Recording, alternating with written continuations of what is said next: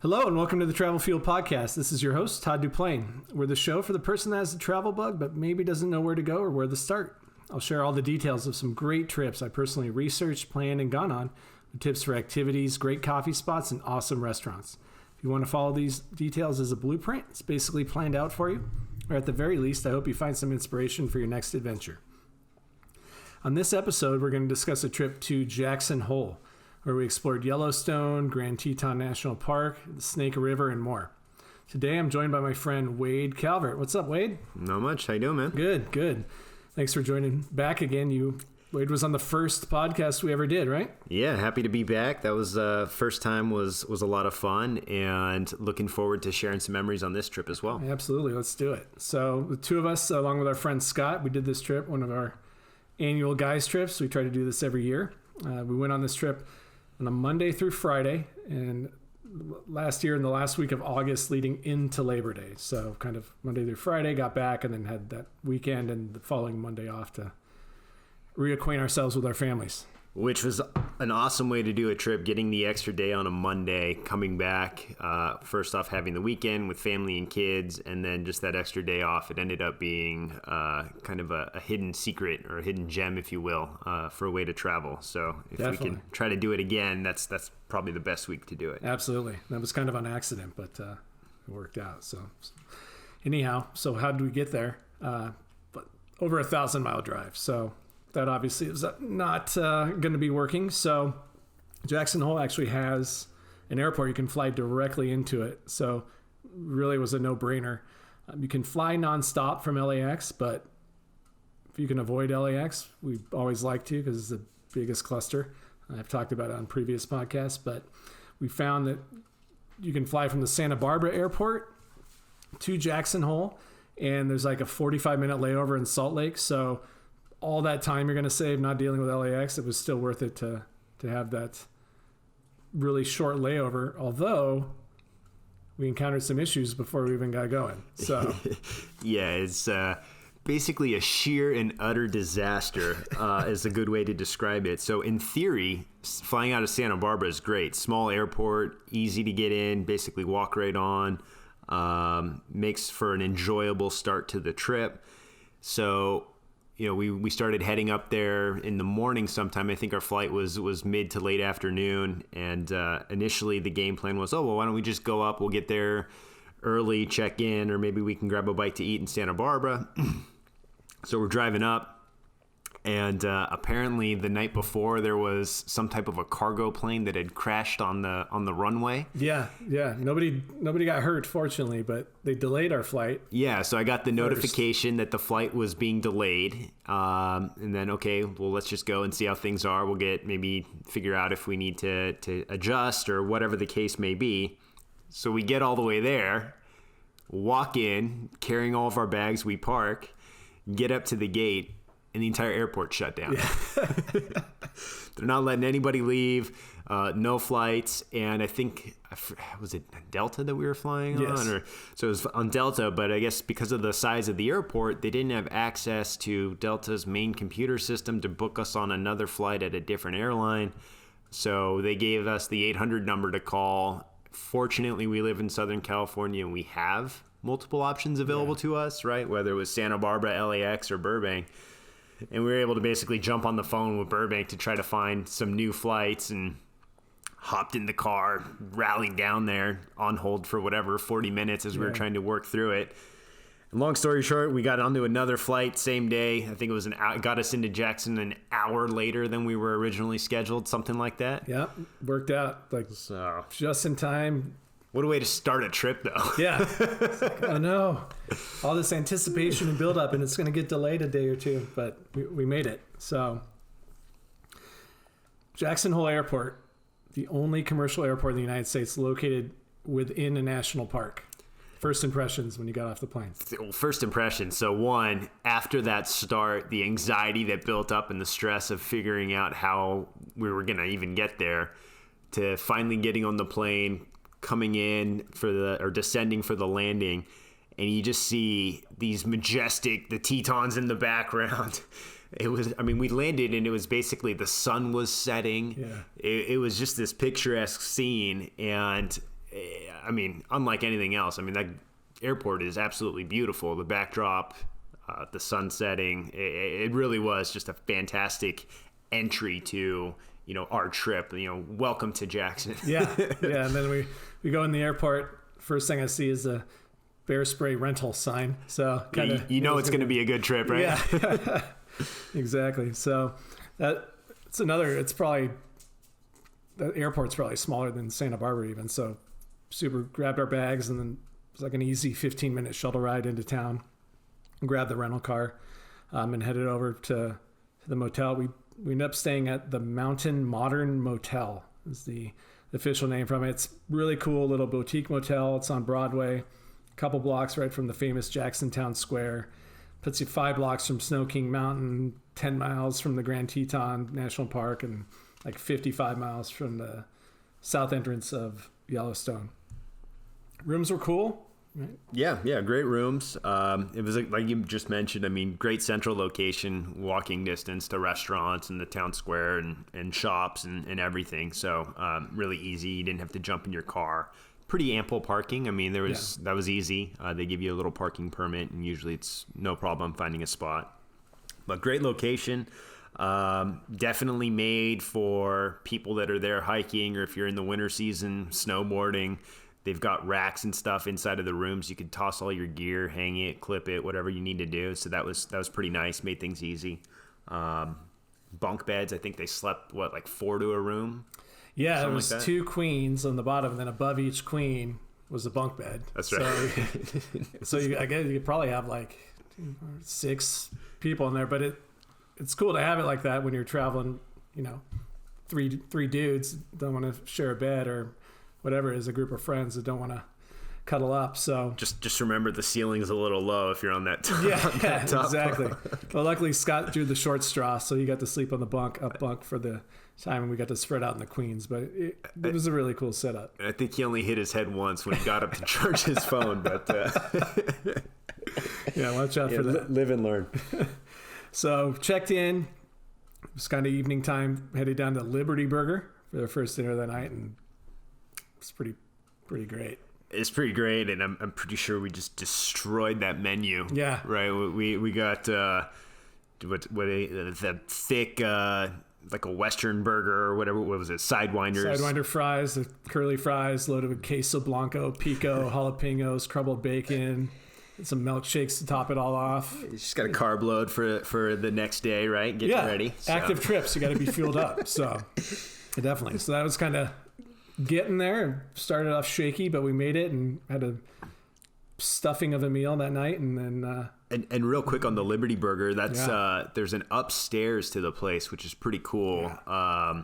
If you go in, there's downstairs seating, and then you go upstairs. There's a balcony that kind of overlooks the streets and whatnot. And it was kind of just a cool scene. Yeah, exactly. That was cool.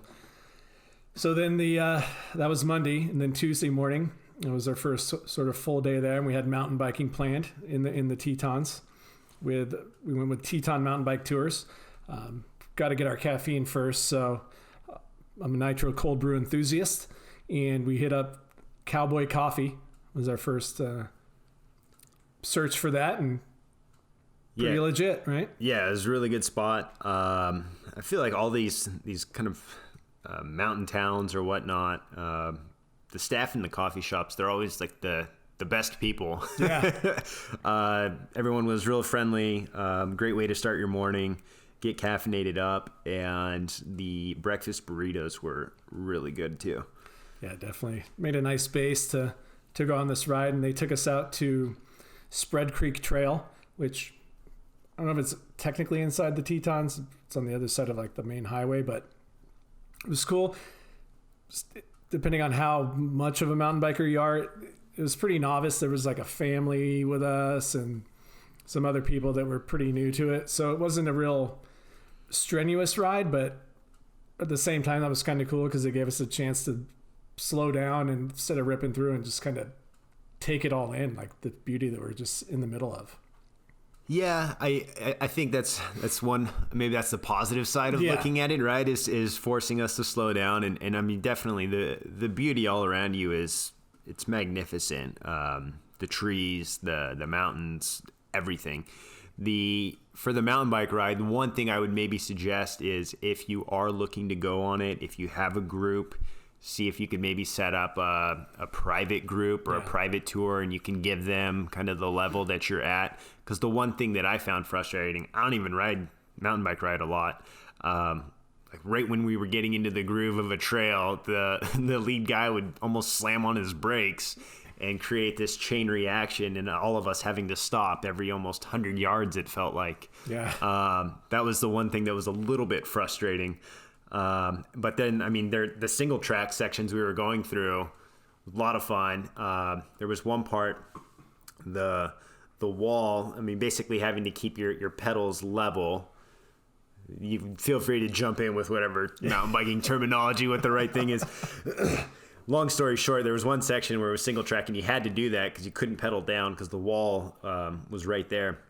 If your pedals clipped, you basically were going endo on it. But so it was fun. I wanted to be able to ride through that a little bit quicker, and let it rip, open up a little bit more. Having to stall out was a little frustrating. Well, we'll just have to go back. That's right. That's it. So, and I know after the ride, the guys that took us out with the Teton mountain bike tour guys were super cool. We wanted to go on a hike because the mountain bike took the first few hours of the day, and we had the whole afternoon still. So Jenny Lake is like the quote unquote hot spots where everybody goes in the Grand Tetons, but it can be super packed with tourists and people there. So our guide recommended Taggart Lake and Bradley Lake as they're equally as beautiful and far less trafficked. So we heeded his advice and headed over there. It was a 6-mile hike. So you kind of skim the edge of Bradley Lake, and then you come right to the shores of Taggart. Just sitting below, it's crazy. It just shocks me. I mean, we were the only ones out there, right? Yeah. I mean, you're just sitting and looking at this lake, and it's absolutely gorgeous, and there's no one there, right? It was tripping me out. Is this the one that we went in? You went in, yeah. Yeah. So, just walking in this lake, and it's all peaceful. I mean, I feel like you could set up a little meditation retreat. Exactly. It was so serene, and it was just a great way to be able to experience that. So I mentioned this on the last podcast you had me on, but I really enjoy kind of those hikes where there aren't a lot of foot traffic and there's not a lot of people, and to be able to go out there and experience nature where it's just us and you've got the beauty of the landscape around you, and to be able to go and experience that. If you ever do get a chance to go out there, definitely this is one of the hikes that I would recommend, because it is less trafficked and you still get all of the beauty that the Tetons have to offer. It was unbelievable. Yeah, there's some pictures on the blog post of you guys dipping in the lake, so it's awesome just to take it all in and just try to be present. I don't know what I'm trying to say, but it's just that life is such a rat race sometimes with work and family and kids and everything else that's going on, to just try to just stop and be present, and the quiet and the beauty around you. It's unbelievable. And these times are important. Gotta get them in there. So that was awesome. Great first hike. And after the mountain bike ride, it was a super awesome first day. Dinner. This is the first night we went over to Hand Fire Pizza. This restaurant, super cool. So it's inside the old Teton movie theater. It was a 300-seat single-screen theater that operated from 1941 to 2012, and now the kitchen is wide open, wood-fired ovens, cranking out hot pies, salads. A pretty cool ambiance, I guess. Yeah, it was a really neat. You just mentioned the ambiance. I thought it was awesome. I got all amped on this. I don't know if you remember this. I was all ready to got to find an old movie theater. We got to convert one. We got to bring it out local. These things work great in mountain towns where they have, a bunch of people come in to stay to go see national parks and whatnot, but maybe not ideal in the local market to us. But it was a great environment. The pizzas were awesome. And I think, we liked it so much, we ended up going back there, right? We did. We'd end up back there a couple of days later. So that wrapped up Tuesday. Wednesday, was whitewater rafting day. We're going to whitewater raft the Snake River, but that we didn't have to arrive till 12:30. So tried a new spot for our caffeination. Went to Jackson Hole Roasters. Pretty great too. Yeah. I mean, the both spots, great coffee. There's really no complaints with either one. So they were both more or less the same distance for us, walking distance. Yeah. I think Cowboy was a little bit.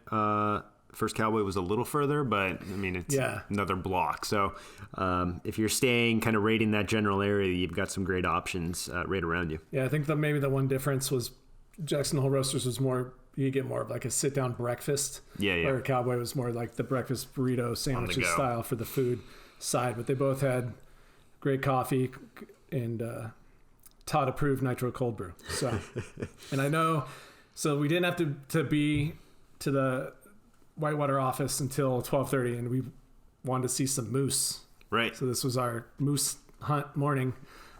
We headed out to do the Moose Pond hike, and aptly named for the high likelihood of seeing a moose. And you pick it up from the Jenny Lake trailhead, and we headed out, kind of went the wrong way, sort of took the long way around. Still did the right loop, but we just did it in the opposite direction.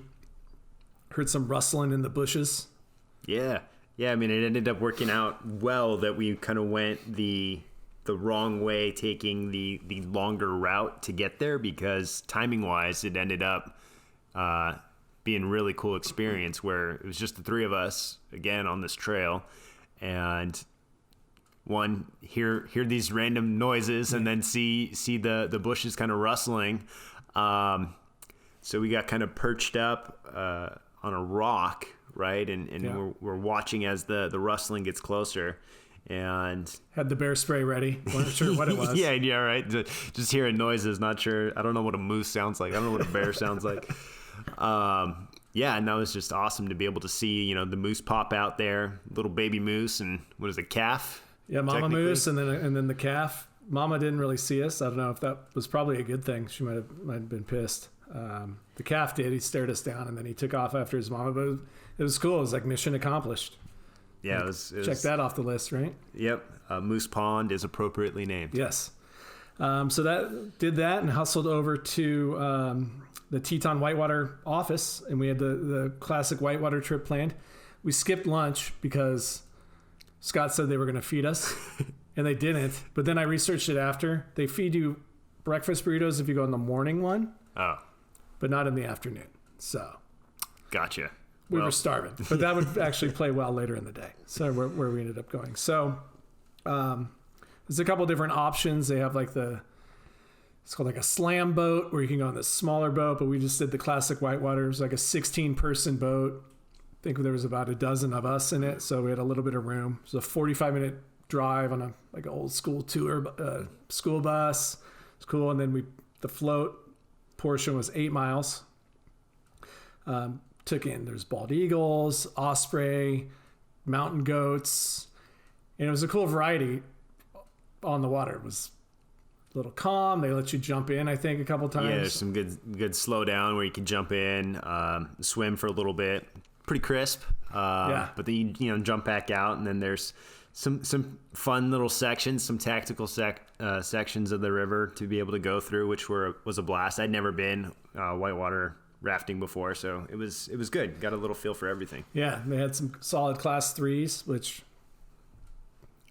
if you're a whitewater rafter, you probably don't think that's anything, but it was pretty fun for us. And they let us do something called riding the bull. Yeah. So riding the bull. So for those of you that don't know, it's when you basically sit on the front of the raft and you grab on to the rope that goes across the front and essentially hang on as you're riding through these rapids. I did it a bunch and kept asking if anybody else wanted to. You got up there for a little bit, and then nobody else wanted to. So I got to kind of hang out riding the bull. And the best part about riding the bull is you just yell at everybody to paddle as you're hanging on for dear life. So you don't have to do any work. Yeah, it was a fun time. So that was awesome. It's cool. Then probably an hour drive back after we loaded up the boats, and we were famished at this point. We always like to do one big dinner on these guys' trips. Steak, meat, man type stuff. So we went to the local restaurant. That's literally the name. Yeah, that's the name. Get a reservation if you're going to go. You can book it online. Super simple, but they fill up, and rightfully so. It's across from the Jackson Town Square, next to the famous $1 Million Cowboy Bar. I don't know if you've ever heard of that, and it's another cool place you can dip into. But the restaurant was phenomenal. Ribeyes, appetizers, mac and cheese sides. I don't even know what dessert. Yeah, it was. Honestly, again, I mean, after, well, us maybe assuming that we were going to get fed lunch, that probably had something to do with it. But coming in there, I mean, the food was awesome, hit the spot, and I'm glad that we lined it up to have the nice dinner on that particular day, because we were definitely ready for it. It was great. It was perfect. Food. Yeah, and then we rolled ourselves across the street and just chill in the Jackson Town Square underneath the Elkhorn arches and just watch the town, man. Like, yeah, that was something cool. Forgot to mention, but those Elkhorn arches, coming right off the airport, they had one too, right? And as you walk from the tarmac into the airport, you walk under this kind of archway made of these, is it elk antler or what is elk antlers? Yeah. Yeah, elk antlers. And then they have those on every section of the town square. So it's just, again, the scene there is unlike anything that we have out here in Southern California. It's just really neat to be able to see that visually. Yeah, such a cool vibe. Really fits well with them. So that wrapped Wednesday. And then Thursday, it was time for Yellowstone. So early start, because we got about an hour drive to get there. So we hit Cowboy Coffee right when they opened again and then headed out. Cool thing about going there from Jackson is you actually drive all the way through the Grand Tetons National Park that then runs into the south entrance of Yellowstone. And the sun was rising over the Tetons, elk were out grazing, like majestic. We had only this one day, so we opted to go with the lower loop. Yellowstone probably deserves a week or more itself. Yeah, it's such a massive park, and I actually didn't realize how large it was until we got up there, and you start looking at the maps and just like, oh my gosh, we had one day and it was a packed day, and we just saw a tiny area of the park. So the lower loop. Our first stop was the West Thumb Geyser Basin, and that was my first introduction to the geothermal features of Yellowstone. I was totally unprepared for what Yellowstone had to offer. You hear about Old Faithful, and it was like, okay, we're going to see that. But like, I wasn't expecting everything else that we would end up seeing. Like I had no idea. That's just my naivety. But I felt the same way. Again, really the only thing I knew of Yellowstone was Old Faithful, and then the cartoon Yogi Bear, right? Yeah, exactly. That's it. So that was those springs, and they have that at this stop at the Geyser Basin. They have something called the Fishing Cone. It's a hot spring that's in Yellowstone Lake. So there's like this old, not a wives' tale, but saying from way back when, you catch your fish in the lake and just drop it into the fishing cone and cook it immediately. So It was cool. Just checking it all out. And there's a little boardwalk. It's like a half mile. You walk and you check it all out. And it's like our first introduction to the just bubbling earth. And yeah, it's a good primer for getting ready to see a lot of the geothermal activity that's kind of all throughout Yellowstone in that area. Yeah. So it was a good start to the lower loop. Yeah, so we took that in, stretched the legs after the hour drive out, and then headed over to Old Faithful. Old Faithful Inn was like kind of the first thing that we checked out. It's built in 1904, 65-foot ceilings. It holds the title the largest log structure in the world. It's pretty cool. We were able to get some food there. Again, like reasonably priced. They had the Bear Paw quick service deli we hit up, so that was cool. Easy. There was also like a buffet restaurant and a couple other things in there. So yeah, if you need to grab something, again, we left and headed out so early in the morning. We just needed kind of a mid-morning snack, so it worked out perfect just to be able to replenish and grab something there. Definitely, you can actually stay at the Old Faithful Inn. my dad stayed there before. It's right in the middle of it all, and nothing else. So if you're into that, then you can give that a try. It's 115 years old, so pretty cool. Old Faithful erupts faithfully approximately every 90 minutes. See what you did there. I see that. So you can check the schedule for the geyser eruptions on nps.gov, and you can try to time them with others, which we didn't do well because we were just thinking about Old Faithful because I didn't research enough. But there's other ones, but they just don't erupt as often. So I remember we were sitting there around Old Faithful. There's just a massive like semicircle of benches, and everybody starts packing up like they're going to watch a ball game, waiting for that thing to go off. And then in the distance, we see the Grand Geyser just going off. Yeah, and it went up like 300 to 500 feet in the air, right? It was just massive. Yeah. So you see this huge thing that I wasn't expecting. I didn't really know anything else. And then we're all sitting around for Old Faithful, and it was like a little beep. Just this little tiny eruption by comparison. Yeah, so you got to see Old Faithful, but there's tons more to see. So we could have timed it better and checked out Grand and then come back and seen Old Faithful, but hey, lesson learned, and that's why we're doing the podcast, so now you know. And then after that, there's the whole Upper Geyser Basin there to explore. It's several miles, boardwalk, and that's where you walk out to the one end, and they have the Morning Glory Pool, which one of the coolest things personally that I saw there. Yeah, I think it really just in all of our whole trip, that was one of my favorite parts. The colors that geothermal activity and the gases create in the water. It's it's just the vibrant colors that get created. It's unlike, I didn't even know that was possible, right? And it looks very inviting, but it's it's quite hot. Yeah, don't go in. They have signs posted. There was a young boy that unfortunately lost his life like back in the 70s, and they have these signs all over the park about not making sure you don't stray from the boardwalks and go in them, with a real creepy cartoon of a little boy falling into a hot spring. I don't know. I think they need to update the PR on that a little bit. But the other nice thing about this area with Old Faithful and the walk, it's very, it's walkable, the entire thing. There's pathways to go on. So really, from an accessibility standpoint, I think it's basically anybody can go out there. If you got young kids and you're pushing strollers, have at it. This is a great section of the park to be able to do that. Totally. So after that, it was time to I think we were there probably, that was one of the longer stops, couple hours at least, and then we headed over to the Midway Geyser Basin. Yep. And this is where the Grand Prismatic Spring is. So maybe Morning Glory or this were the top two, and it's like a rainbow. Yeah, this is that crazy, absolutely massive too, right? Yeah, it's like a half mile around it or something. Yeah, it's like I think it's the largest hot spring in the United States or something. I could be telling you misinformation or fake news, but I forgot to put that in my notes. But super cool. We were right up on it on the boardwalk, so you can actually, what we didn't do, there's an overlook from the Ferry Falls trailhead.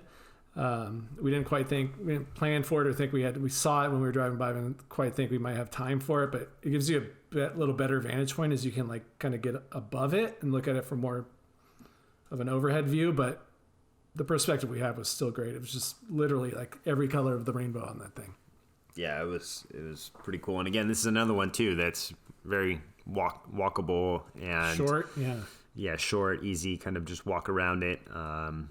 So it's accessible to everyone. Definitely. So wrap that up, and then we did a little drive. They call it Firehole Lake Drive. It's just more of the same. There's other little stops you can do if you want. But we just sort of did the drive and took it all in.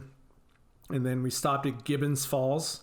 It was our first sort of waterfall. It's another, few 100-yard little side-off thing, and then headed over to the Norris Geyser Basin after that. And it's cool. This area of the park is more acidic, so it's like a whole nother set of colors. These were like the lighter blues and sort of like yellowish greens versus the deep blues and the more rainbow of the other stuff. So like all this variety. Yeah, you get almost a feeling of walking into different worlds. Yeah. More than anything else. it was pretty interesting seeing the different colors and then the different landscapes too. Just throughout Yellowstone is one thing that stood out to me. Definitely. And then Norris Geyser Basin is where the Steamboat Geyser is, and since I've learned it's the world's tallest active geyser, but you're pretty unlikely to witness it erupt because it's pretty infrequent, but it's just like pumping out steam nonstop like a choo-choo train. It's pretty cool. Or like a steamboat. Yeah. Okay. After that, we headed over to Canyon Village. So it's kind of a little spot. There's a grocery store, there's a couple of restaurants, there's a visitor center. So it was definitely time to get some snacks, fuel up, and figure out what we were going to do next. And along the way thus far, with the exception of Old Faithful, we were there for a little while, but it was a lot of like quick stops, right? Yeah. Checking the stuff out. It was half-mile walks.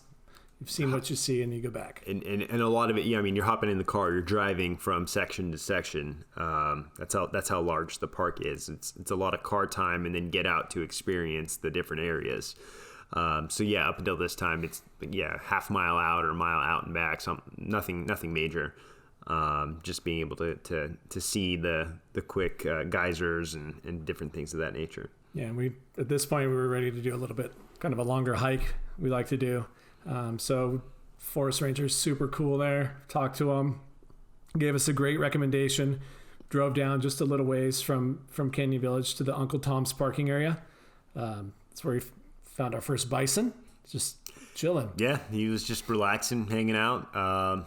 Saw us, saw other people walking around.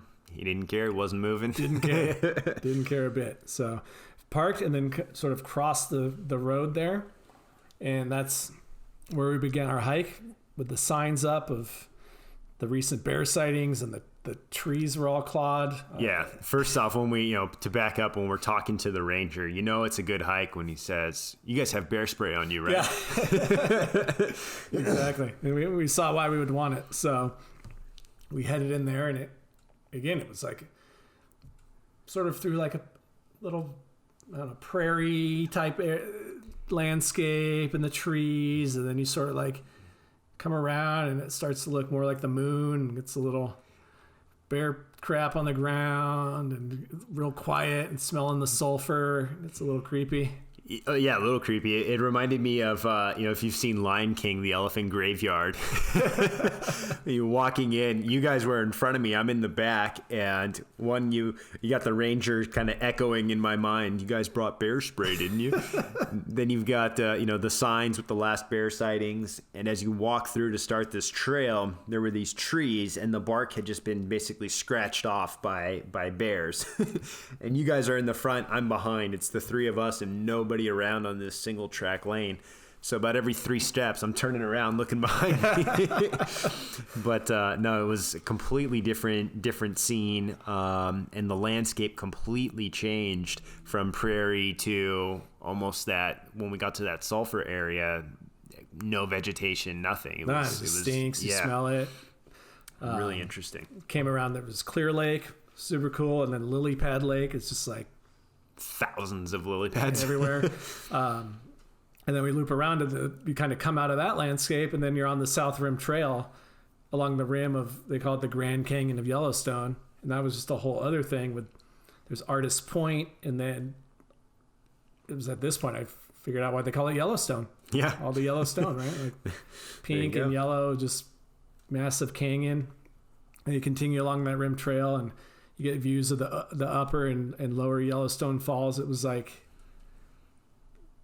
to be able to do one hike in there and have one day, I think I couldn't have asked for much more. Yeah, and from a distance standpoint, it felt like just about the right distance. Again, we had been in the car for a good chunk of the day, and to get out and stretch the legs and go and do that, and to be able to see the falls and the different landscape, it had a little bit of everything.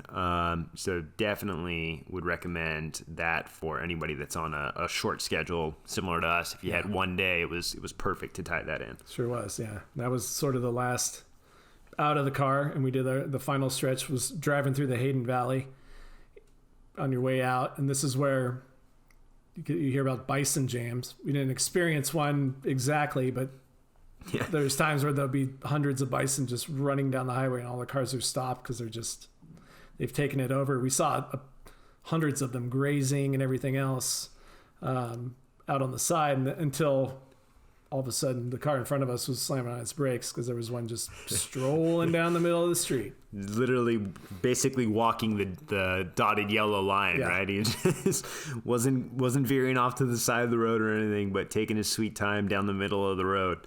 Eventually, he got over to the side, and we were able to pass him. But not every day that you get stalled up from a bison walking down the middle of the road. Yeah, exactly. He didn't not have a care in the world. So he'd have done a lot more damage to the car than the car would have done to him. That's for sure. So again, multiple days. Yellowstone deserves exploration, but if you have a single day, this day was jam-packed, wire to wire, man. Yeah, I mean, again, you hit the nail on the head. You really need a few days, maybe even a few weeks, I mean, to really go through all of Yellowstone.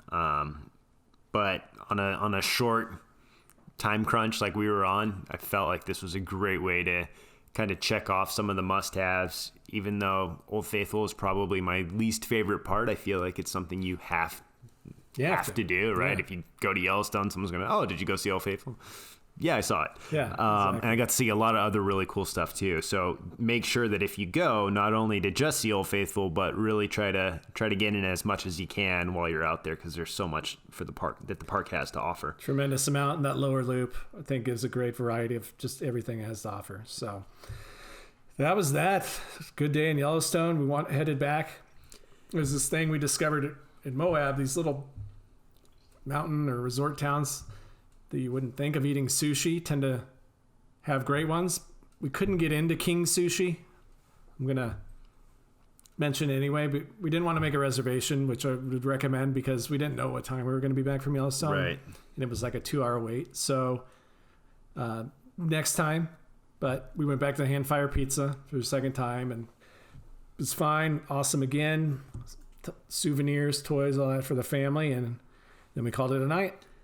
Yeah, and even one last thing, just, I mean, driving back from Yellowstone, what's so great about, you're basically driving through Tetons too, right? Yeah. I mean, you have all these national parks, and in Wyoming, the land that's out there, the public land, we're driving back and we saw this herd of wild horses running, right? Just and like a little hole in the clouds with the light shining down. Yeah, it was surreal, but that's just normal life out there.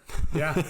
Which is just that just caught me by surprise, where you think you're done and you're driving back, and then you just see this amazing scene off to the right hand side of the road. It's just crazy, unbelievable. I think they told us there's less people in the entire state than are in the county here that we live in Ventura County. Yeah, which is nuts. Yeah. I like that. So yeah, it was the last day. Leaving, there's a little spot called Hatch Taqueria, a little Mexican style breakfast. It was pretty decent that we hit up. And we dropped the rental car and took the shuttle back. Again, super tiny, easy airport to deal with. Yeah. You're in about 3 minutes, if that. And then just headed back. And aside of having just more time to spend, I don't think we could have done anything differently to make this trip much better. Yeah, honestly, I mean, just spending more time there. Yeah. It was such a fun trip. The people and all of the shops and the restaurants, the coffee shops, they were all great. Even that last day, we kind of, after breakfast, we went a couple places, and I think Scott was picking up some stuff. He wanted to get a knife or something like that. Oh, yeah, that's right. We're just talking with one of the local guys. This guy was probably in his early to mid 20s, and he just was giving us some background on Jackson, and interestingly that I think only something like 97% of the land is public use, and there's only 3% that's private. So property values are just through the roof. It just was interesting to hear all of that from a local perspective. Great time. I would love to go back. It definitely was one of my favorite trips that we've been on, because you had everything. The town square was right there, so you have convenience and shops and restaurants, but then you have 2 fantastic national parks that are right around the corner from you. So it was great. Which, by the way, we've mentioned this on other podcasts, but it's like $35 to get into each park. or you get a year-long national park pass for $80. So even if you're going to go to one more potentially throughout the year, look into that because it can be well worth it. Gets you into all kinds of national parks and monuments and stuff. It's all included there. So check that out. Yeah, man. It's really one of my favorite trips that we've done. Again, it could be recency bias because it was the one that we just did not too long ago. But it was awesome. Can't wait to go back. I know why all the billionaires like to vacation there because it's super cool. And they're the only ones that can afford houses. Anyway, well, thanks for taking the time to listen to us. Hope you've been inspired by the visit to Jackson Hole. Feel free to message me, with any comments, questions, whatever. You can message me through Instagram. You can message me through our website, travel-fuel.com. Be happy to give you any insight, suggestions, help you with anything that I can. I really love this stuff. So thanks for sharing your day with us. You can find all the info from the podcast in the blog post as well on our website, travel-fuel.com. It's got pictures, maps of the hikes we did and the ride, links to social media, email. And if you enjoyed the podcast, please subscribe, share, and leave us a rating. I would really appreciate it. Thanks again for listening. Hope we fueled some inspiration for your next adventure. See you next time.